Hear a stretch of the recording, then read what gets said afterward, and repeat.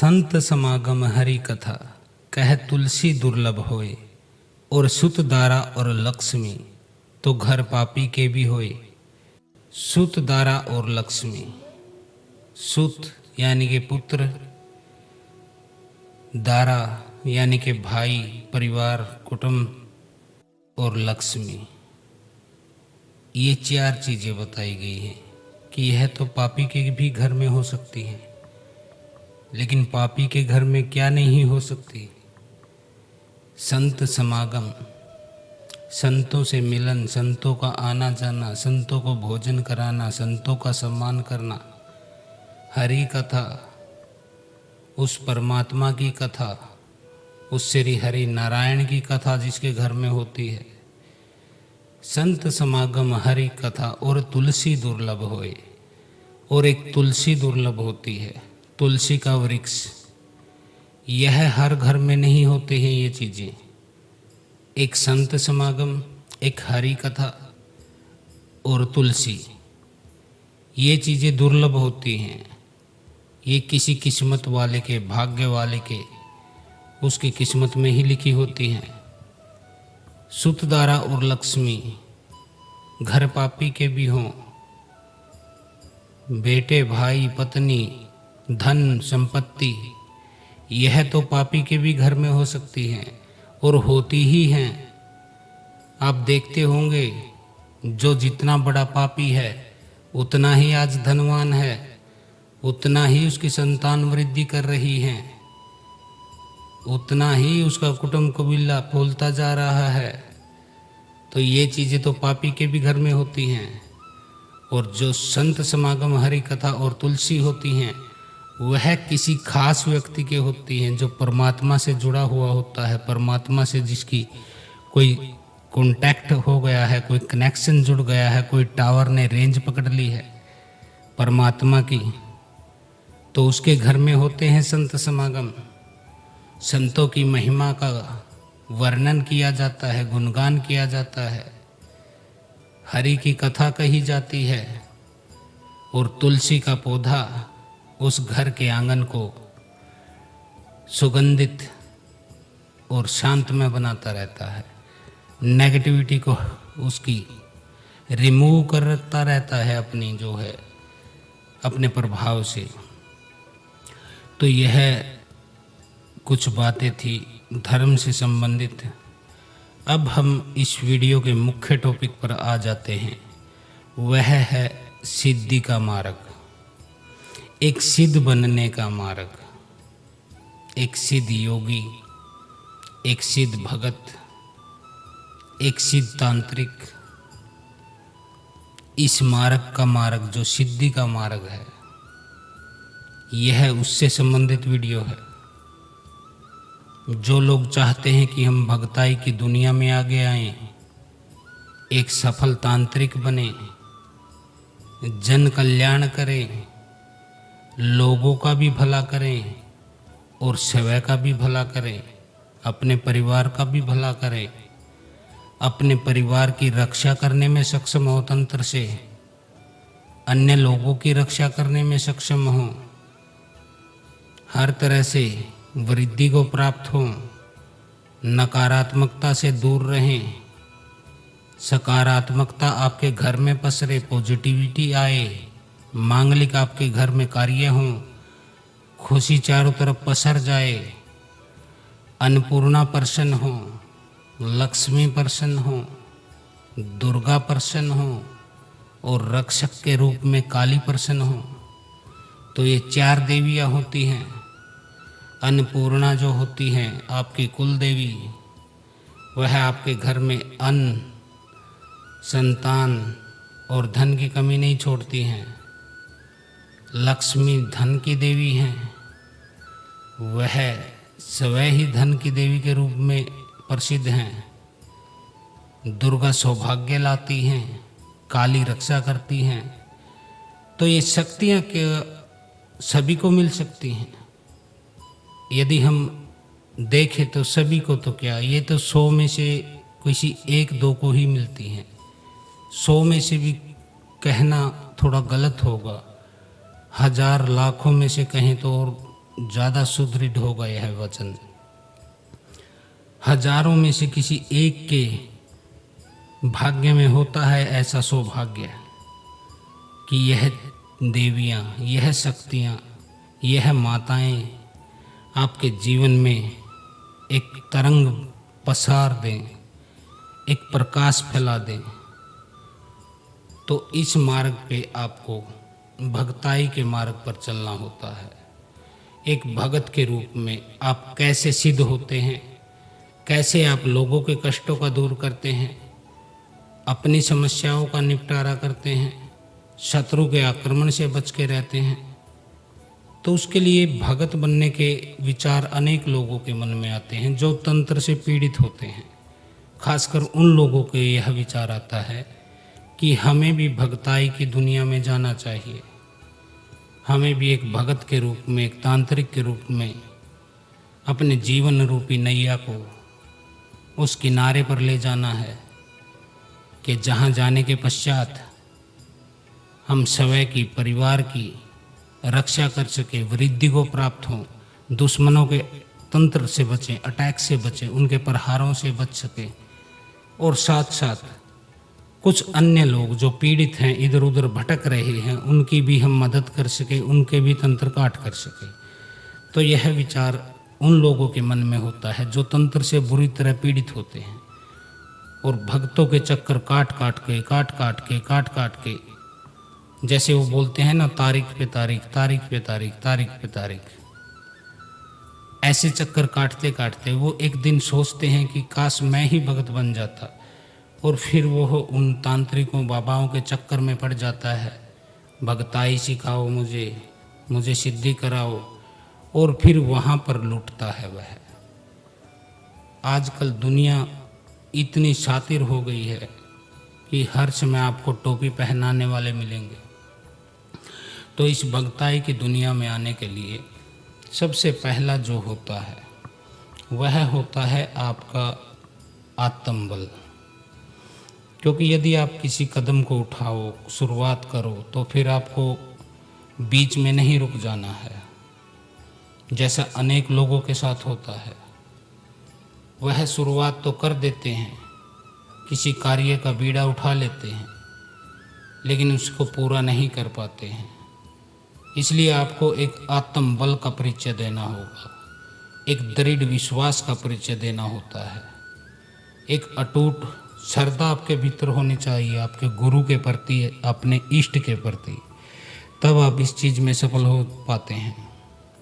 अभी वर्तमान में जो गुप्त नवरात्रे आ रहे हैं 6 जुलाई को, तो उसमें हम जो लोग भक्ताई में जाना चाहते हैं, तांत्रिक बनना चाहते हैं, उनको थोड़ा सा भूमिका के रूप में एक छोटी सी साधना कराएंगे।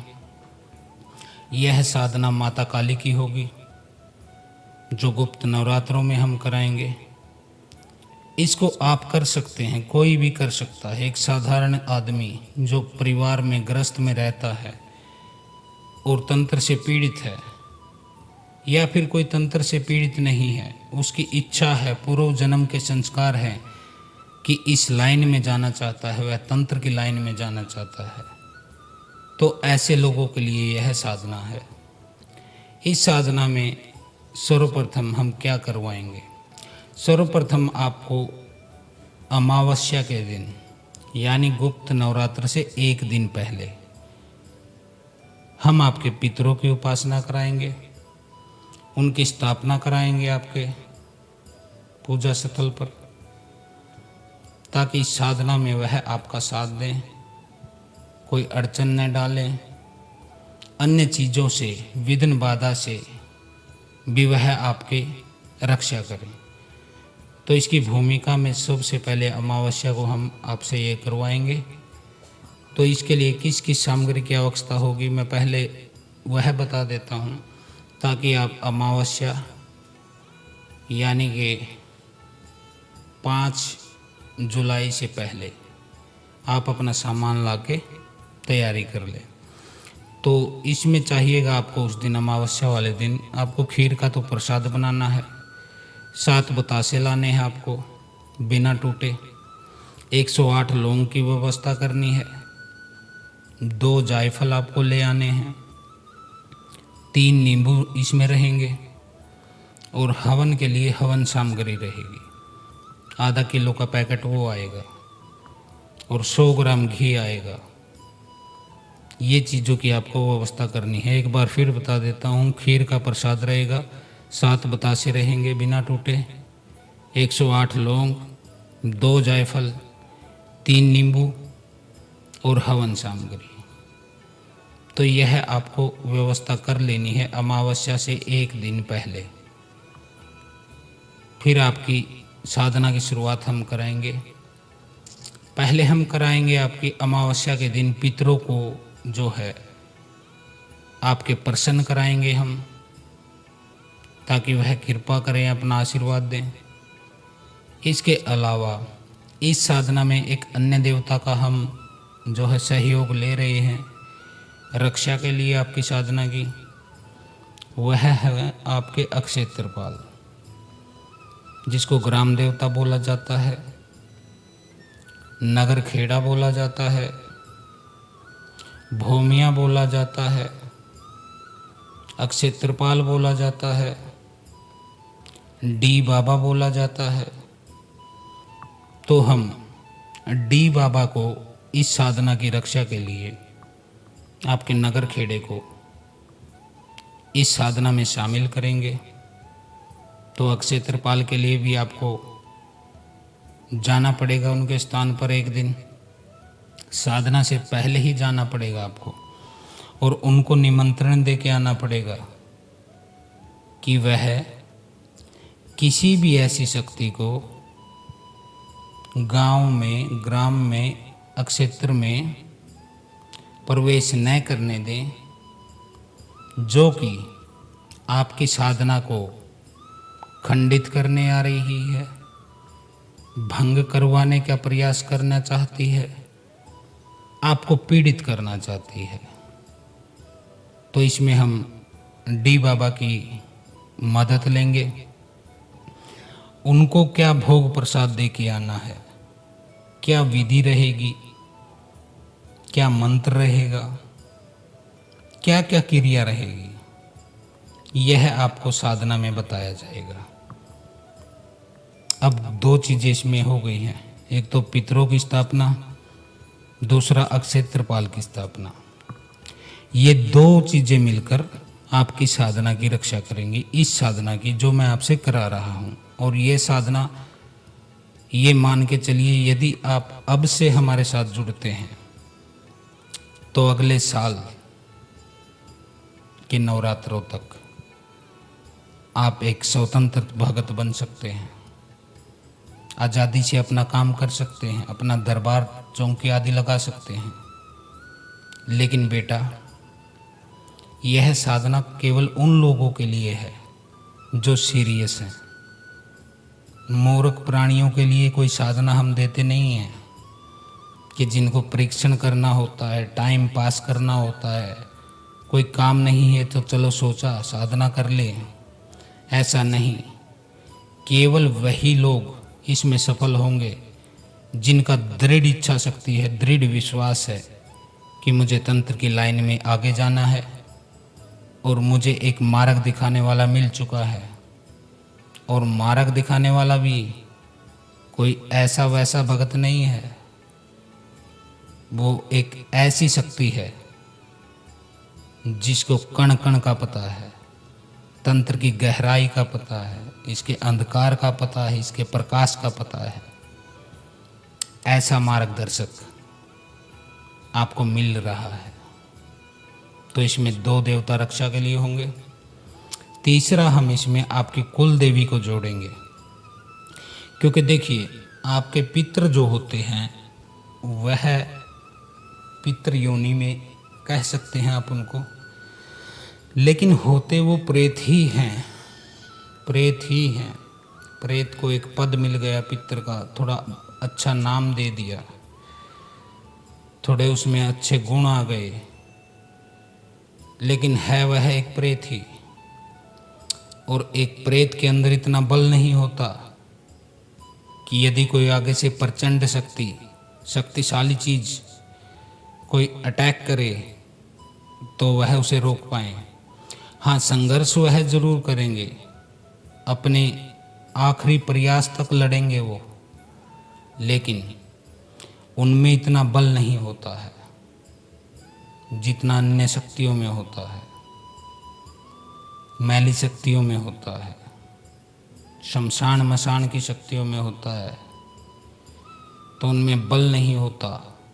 लेकिन वह आपके प्रथम देव हैं, आपके रक्त से उनका संबंध है, खून का रिश्ता है, आपके पूर्वज हैं वो, तो उनको हमें आगे रखना पड़ेगा। अब उनकी मदद के लिए हम आपकी कुल देवी को इस साधना में जोड़ेंगे, क्योंकि कुल देवी का सपोर्ट होने के बाद, आशीर्वाद होने के बाद आपके पितर महाशक्तिशाली हो जाते हैं। फिर वो ऐसी वैसी शक्तियों को फटकने नहीं देते हैं आपके जीवन में। तो तीसरे देव के रूप में हम आपकी कुल देवी को स्थापित करेंगे साधना के 9 दिन के लिए आपके घर में। आपके हाथ से ही करवाएंगे हम सब कुछ।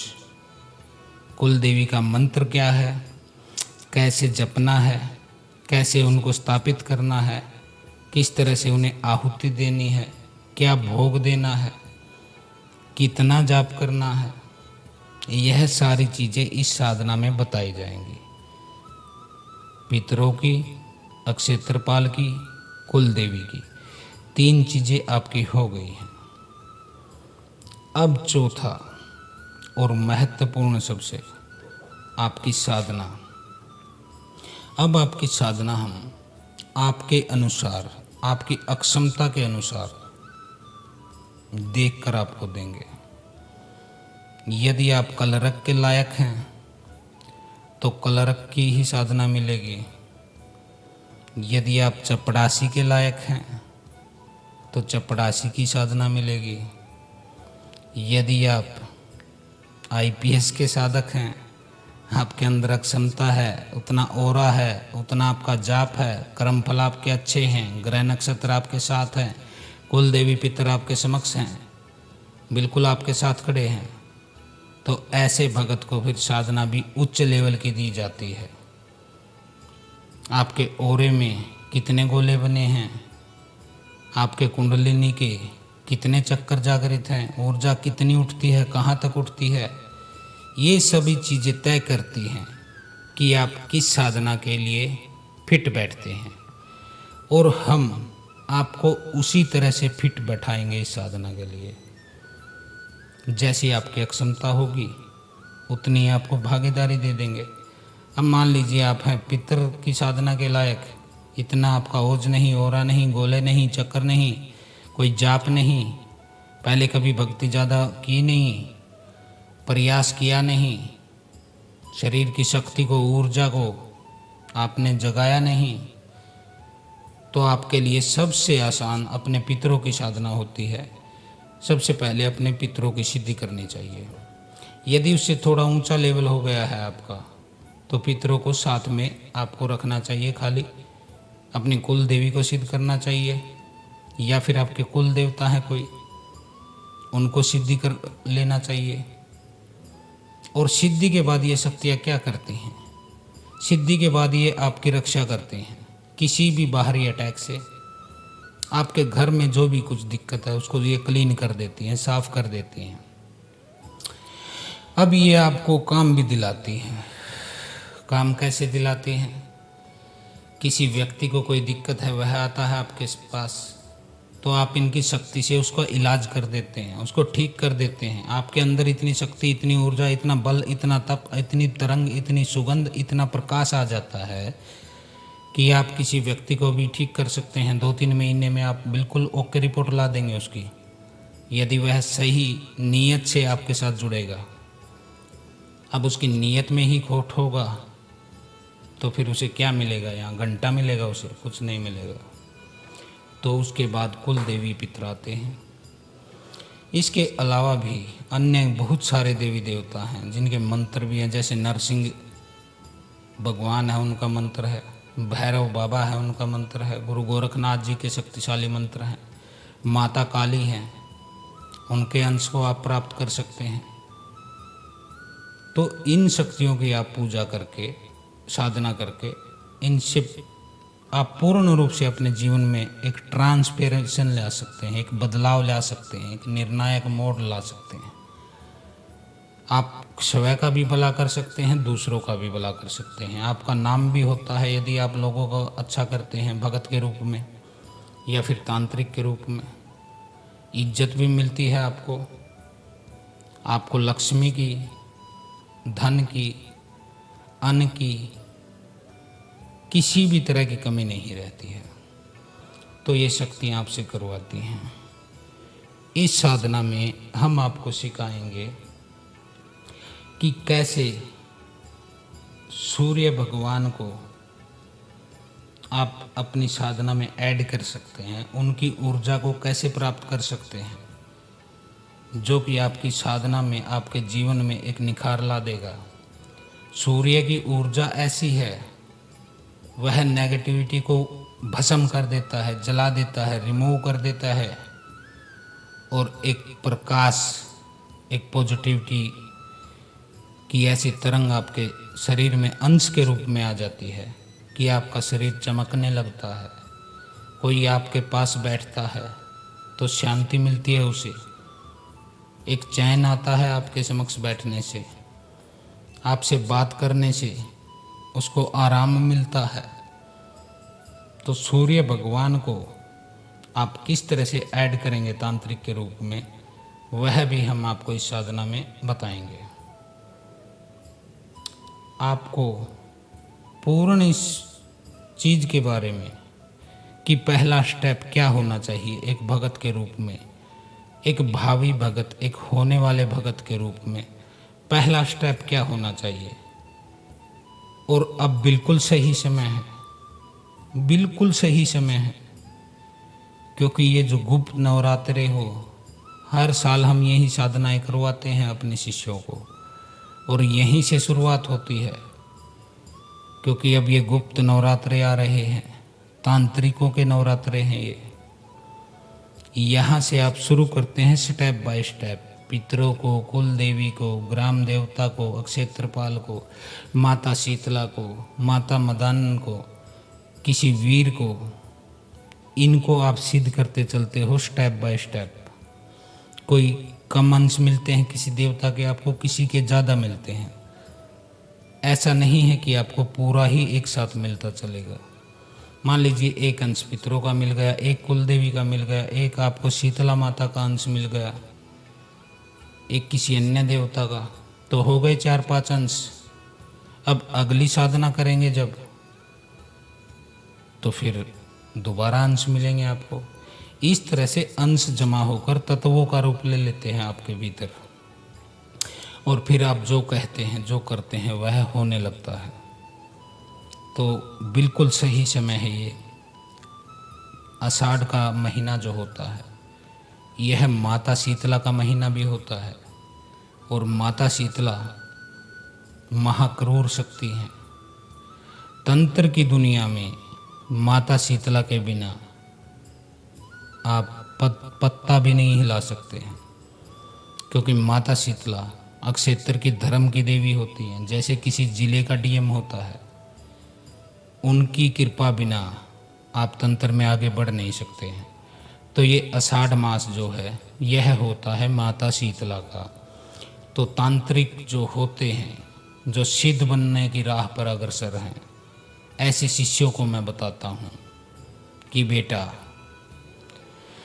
आषाढ़ में माता शीतला की कृपा प्राप्त करनी अनिवार्य है। वो मैं आपको कराऊंगा अपने सानिध्य में। सावन आता है इसके बाद। सावन में भगवान भोलेनाथ का पूरा महीना भोलेनाथ बाबा की स्तुति गाई जाती है। फिर हम आपको बाबा भोलेनाथ की कृपा प्राप्त करना सिखाएंगे, उनका अंश प्राप्त करना सिखाएंगे।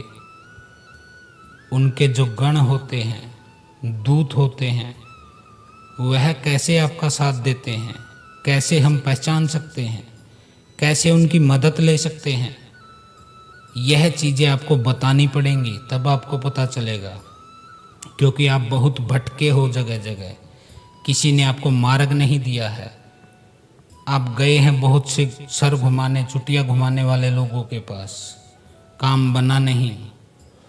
आपने बहुत मज़ारों पर, पीरों पर मत्थे टेके हैं, चद्दर चढ़ाई है, लेकिन काम बना नहीं है।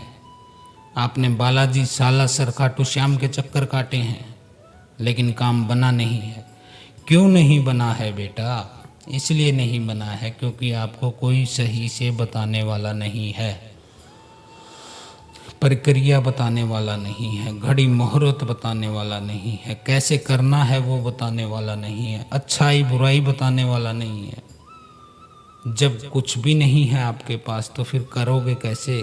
तभी तो आज तक असफल रहे जब भी कुछ किया, चाहे वह किसी से पूछ के किया, किसी से पढ़ के किया, किसी का वीडियो सुन के किया, किसी तरह भी आपने किया, लेकिन सफल नहीं हुआ है। क्यों नहीं हुआ है? क्योंकि देहधारी गुरु जो अनुभवी हो, शक्तियों में उनका प्रगाढ़ निष्ठा हो, उसका ज्ञान गहरा हो, एक डीप डीप डीप इतनी गहराई से वह चीज़ों को पकड़ता हो, समझता हो, जानता हो, वह आपको पार उतार सकता है इस मझधार से।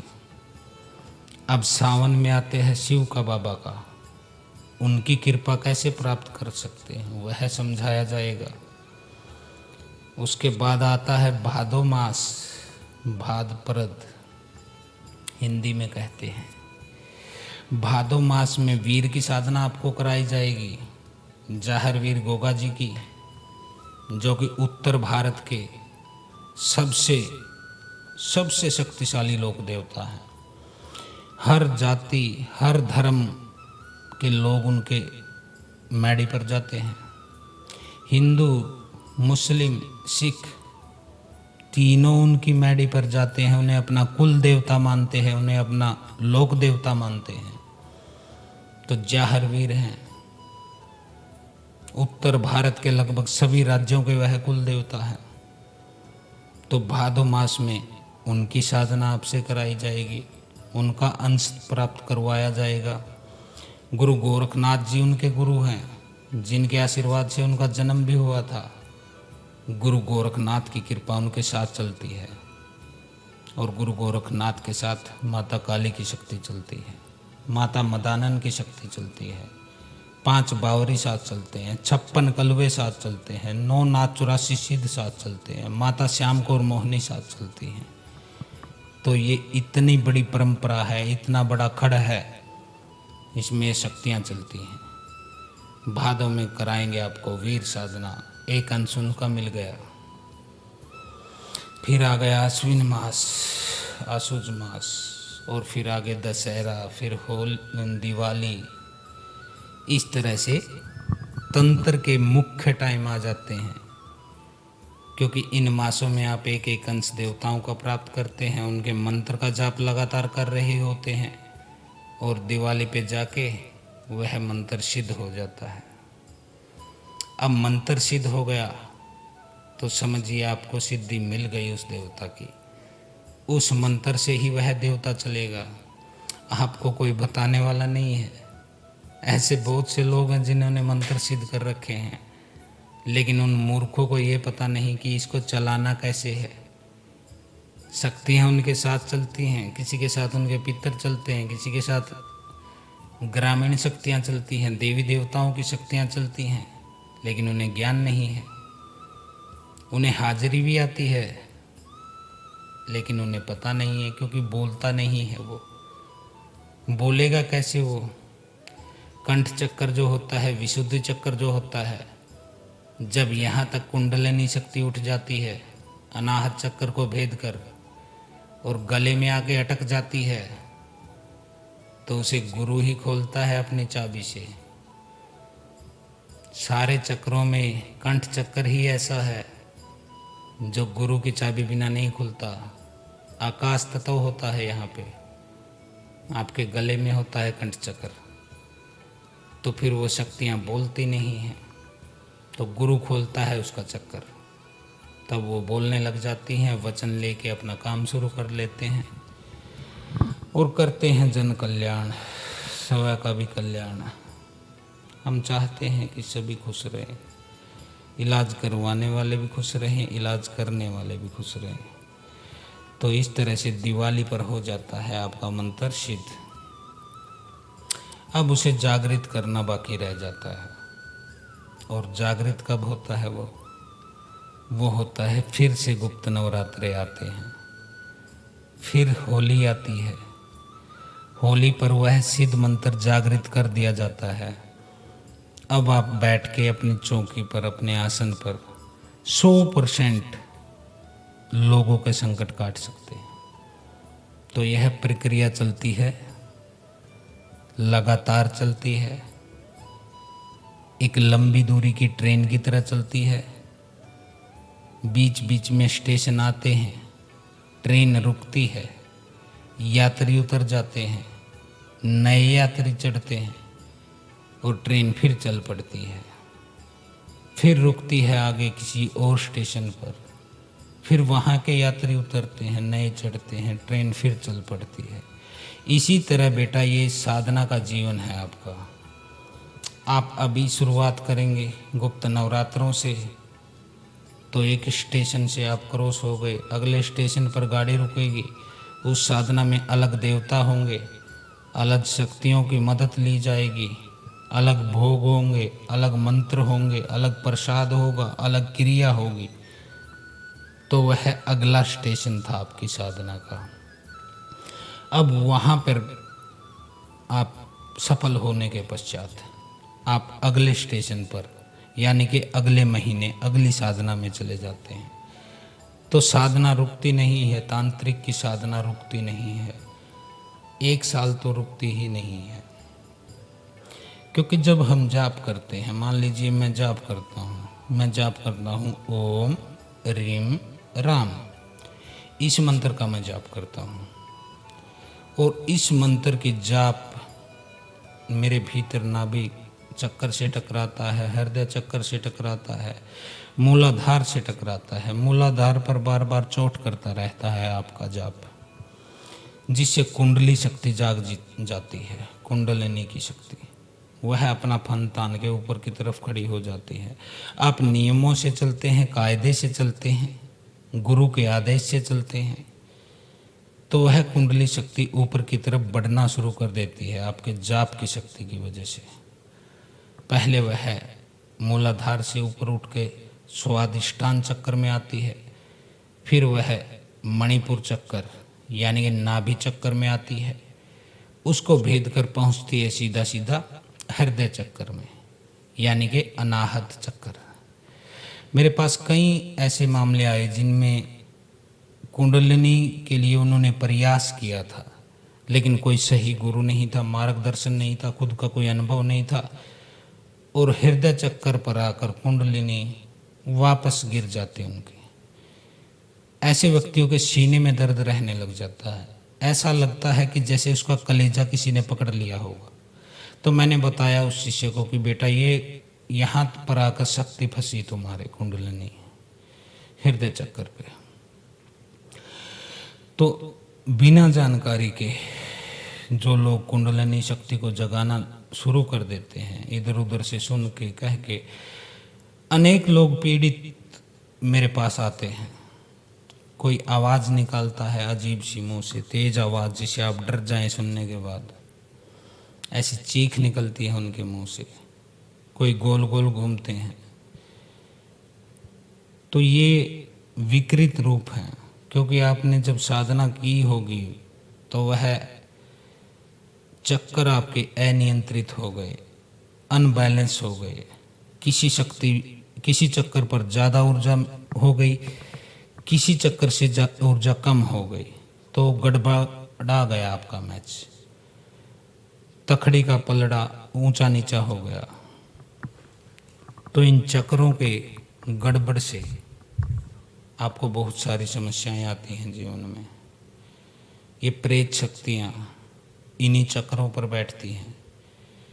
जिसके चक्कर कमज़ोर हैं, शिथिल पड़ चुके हैं, वहाँ यह ग्रह अपना बना लेते हैं, अपना घर बना लेते हैं, और वहीं से बीमारी को पैदा करने लग जाते हैं। क्योंकि उस चक्कर को चलने के लिए ज़रूरत होती है ऊर्जा की, और वह ऊर्जा होती है परमात्मा की ऊर्जा, आपकी आत्मा की ऊर्जा। जो आप उस चक्कर को दे रहे थे, लेकिन आपने गलत अभ्यास से उस चक्कर से ऊर्जा हटाकर दूसरे चक्कर पर बढ़ा दी। अब वह चक्कर रह गया कमज़ोर, वहाँ पर आ बैठी कोई नेगेटिविटी। अब नेगेटिव शक्ति की ऊर्जा उस चक्कर को उल्टा घुमाना शुरू कर देती है, और उल्टा जैसे ये घूमता है वैसे ही आपके जीवन में भी सब कुछ उल्टा पुल्टा होने लग जाता है। तो इन चीज़ों को करने से पहले आपको ज्ञान होना चाहिए, या फिर कोई बताने वाला मार्गदर्शक आपके पास होना चाहिए। ऐसा मार्गदर्शक होना चाहिए जो आपकी बातों की रिप्लाई करे, जो आपसे कॉल पे भी बात करे, लगातार आप उससे संपर्क में रह सको। ऐसा यदि कोई व्यक्ति आपके साथ होगा तो आप कामयाब हो सकते हैं। अगर आपने बना लिया कोई गुरु ऐसा 1000 किलोमीटर दूर बैठा है, ऑनलाइन बना लिया, 4 दिन बाद फ़ोन उठाना कर दे बंद, नंबर मार दे आपका ब्लॉक, तो फिर कैसे आपकी साधना 1 साल को पूरा करेगी और कैसे आप सिद्ध बनेंगे? कभी भी सिद्ध नहीं बन सकते हैं। सिद्ध तब बन सकते हैं जब आपका गुरु आपको रिप्लाई दे। हाँ, इतना मैं कहता हूँ भाई, 1 दिन में, 2 दिन में, 3 दिन लेट हो सकता है रिप्लाई देने में, क्योंकि उसके पास समय के भी काम होते हैं, बीमारियाँ ठीक करवाने वाले मरीज भी होते हैं, नए जो आते हैं पीड़ित या भगत वो भी हैंडल करने होते हैं, अपनी स्वयं की फैमिली भी होती है, खुद का शरीर भी होता है, खुद के देवी देवता भी होते हैं, खुद की भी साधनाएं होती हैं। तो 1, 2, 3, 4 दिन अगर कोई रिप्लाई न दे, 5वें दिन दे, या हफ्ते में 1 बार बात कर ले आपसे, तो आप कामयाब हो सकते हैं, बिल्कुल हो सकते हैं। लेकिन उसके लिए आपको समय मिलना चाहिए पूरा, आपका विश्वास दृढ़ होना चाहिए। तो यह साधना जो है यह हम कराएंगे। इस साल कुछ लोगों को भगताई की दुनिया में, तंत्र की दुनिया में एक विद्यार्थी के रूप में हम शिक्षित करेंगे, और जहाँ तक कोशिश रहेगी, यदि उनके विवेक ठीक हैं, उनकी नीयत सही है, ईमानदार हैं, गुरु के प्रति श्रद्धा भाव वाले हैं, तो निश्चय ही अगले साल वो चौकी दरबार लगाते मिलेंगे। कुछ लोग कहते हैं कि गुरुजी कोई शक्ति ट्रांसफ़र, बेटा ये चीज़ें हमारे पास नहीं हैं कि आप आए 2 घंटे में शक्ति दे दी, आप चले गए, महीने में आपको सिद्ध कर दिया। ऐसा कोई भी जादू, कोई भी चमत्कार हमारे पास नहीं है। हम आपसे लंबी साधना कराएंगे, 1 साल की साधना कराएंगे पूरा, जिसमें आपके पितर होंगे, फर्स्ट कुल देवी होगी, ग्रामीण देवता होंगे आपके, शीतला माता होगी, मदानन होंगी, वीर होंगे आपके, कुल देवता होंगे आपके। इस तरह की शक्तियों को आपके साथ जोड़ते चले जाएंगे। आपको जहाँ लगे कि बस गुरुजी मुझे इन्हीं शक्तियों की जो है मेरी ज़रूरत थी, 3-4 शक्तियाँ मिल गई, अब हम अपना काम करेंगे, आगे कोई साधना नहीं करेंगे, इन्हीं से काम चलाएंगे, वहाँ तक हम आपका साथ देंगे। और यदि आप बोलो कि हमें और आगे बढ़ना है, तंत्र में और गहरा जाना है, तो फिर हम आगे ले जाएंगे आपको, क्योंकि ज्ञान बांटने से बढ़ता है। गुरु योगी जी ने, मंगलनाथ जी ने भी कहा कि कुछ शिष्य बनाते चलते रहना हर साल, ताकि इस विद्या को जो सीखा है वह सही हाथों में जाके अन्य लोगों को भी लाभ दे सके। तो यह साधना हम चालू करवा रहे हैं। इस साधना की फीस के बारे में मैं बता देता हूँ। जो यह गुप्त नवरात्रों की साधना है, यहाँ से जो शुरुआत करना चाहते हैं उनको 1100 रुपये की एक शुल्क हमें देना होगा, शिवानंद आश्रम ट्रस्ट के बैंक अकाउंट में डालना होगा, और इस साधना को हम करा सकते हैं फिर क्योंकि जो मुफ्तखोर होते हैं उन्हें कुछ करना नहीं होता है, न ही मुफ्त की चीज़ें वर्क करती हैं। वो तो खाली टाइम पास का सिस्टम रह जाता है। जब तक आपका कुछ दाव पर नहीं लगा होता है, बेशक थोड़ा लगा हो दाव, 1100 रुपये कोई बड़ी रकम नहीं है, बेशक थोड़ा लगा है, लेकिन आपने जेब से निकाला है उसे अपने। और जब आप जेब से कोई चीज़ निकालते हैं तो आपको एहसास रहता है, आप सीरियस रहते हैं, आप लापरवाह नहीं होते हैं इतने उसके प्रति। तो ये 1100 रुपये की शुल्क इस साधना की दक्षिणा के रूप में आपसे ली जाएगी शुरुआत में ही। और ऑनलाइन यह साधना रहेगी, आपको व्हाट्सएप पर ही विधि बताई जाएगी। व्हाट्सएप पर ही आप अपनी शंकाओं को दूर कर सकते हैं। उधर से मैसेज डालिए कि गुरुजी ये चीज़ समझ में नहीं आ रही है, कैसे करनी है। आपको रिप्लाई मिल जाएगा कि ऐसे करनी है। तो यह साधना एक सफलता का मार्ग, जो तलाश कर रहे हैं, तंत्र की दुनिया में भटक रहे हैं, उनको बिल्कुल शुद्ध साधनाएं हम करवाएंगे।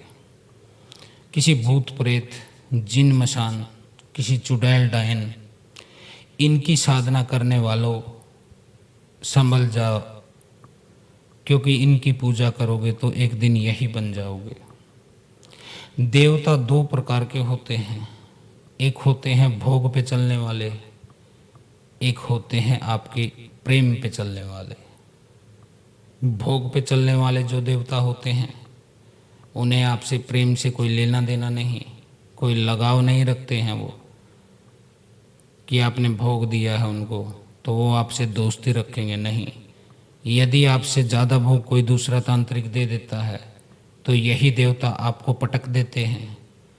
तो भोग पे चलने वाली जो शक्तियाँ होती हैं, ज़्यादातर लोगों को वही चीज़ें सिद्ध करवाई जाती हैं जो बाद में उनकी मृत्यु का कारण बनती है, या फिर पागलपन का कारण बनती है, उनके परिवार की बर्बादी का कारण बनती है, सेवक मुर्दादारी का कारण बनती है, मुर्दा सेवक बनता है, इस तरह से होता है।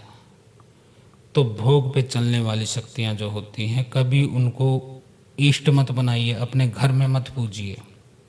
ये बाहर की शक्तियाँ होती हैं, बाहर ही इनको भोग दीजिए, बाहर ही इनसे काम कराइए। अब दूसरी शक्तियाँ क्या है? दूसरी शक्तियाँ होती हैं आपके इष्ट, आपके जो है प्रेम के देवता, जैसे आपकी कुल देवी हो गई, आपके पितृ हो गए, आपके इष्ट हो गए, भगवान शिव हो गए, माता काली हो गई, जो भी इष्ट हैं आपके, जिसकी आप पूजा करते हैं, हनुमान हो गए या कोई और। तो ये लोग आपकी बेशक मदद ना करें, ये आपका बुरा भी नहीं करेंगे, लेकिन भोग पे चलने वाली शक्तियाँ जैसे ही उनको कोई कमी का एहसास होगा तुरंत आपको अटैक करेंगी वो चीज़ें।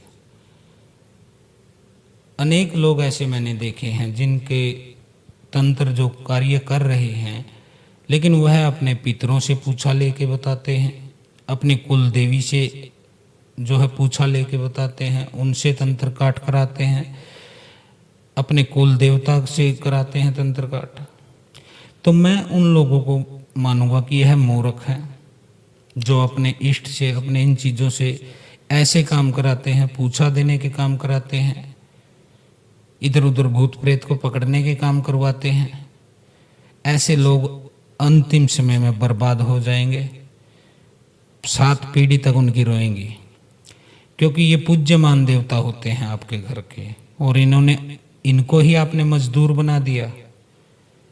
एक दिन यह इसका परिणाम आपको देते हैं। इसलिए कभी भी अपने घर की शक्तियों का प्रयोग किसी के तंत्र काट में, किसी की पूजा देने में न लगाएं। इनको खाली घर में रहने दीजिए आपकी रक्षा के लिए, ताकि कोई बाहरी चीज़ हमला करे तो ये रोक लें। फिर ये परमानेंट हो जाते हैं आपके साथ कि भैया हम रक्षा करेंगे, चाहे कोई कितनी बड़ी शक्ति भेजे। तो रक्षा का काम आप घर के देवी देवताओं से कराएंगे, बाहर का काम नहीं कराना है इनसे।